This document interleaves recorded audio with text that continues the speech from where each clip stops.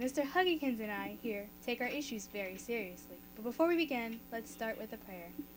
Dear God, pretty please let Michelle Bachmann win the presidency. She will be very, very, very good. I promise. Amen. Religion before government. I believe that church and state should be closer in this day and age. Don't you agree?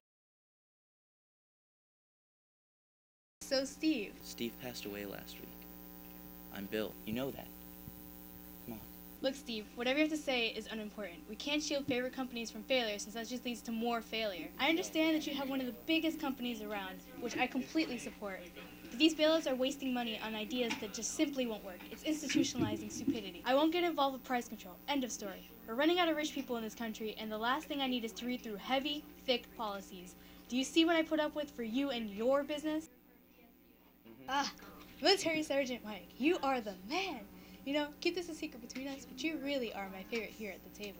It's quite an honor, ma'am. Yes, well, you see, when I was young, I had this little tank that I adored that my parents gave to me before they got divorced to remind me of my grandfather who was involved in the military. When I was sitting outside my mother's office and playing around with the little tank toy, this foreigner comes and decides to step on it and break it. And you're sharing the story with me because... There's such a thing as appreciating and valuing other cultures. Not all cultures are equal. Because I love the military. I'll support you all the way to the White House. Cut spending? Not from you. Mr. Huggins and I here, we will stand up against Iran and be respected.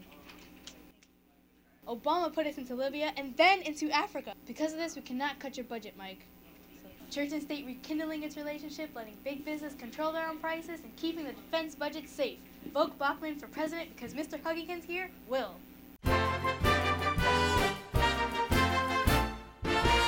Promises, promises, I'm all through with promises, promises now. I don't know how I got the nerve to walk out. If I shout, remember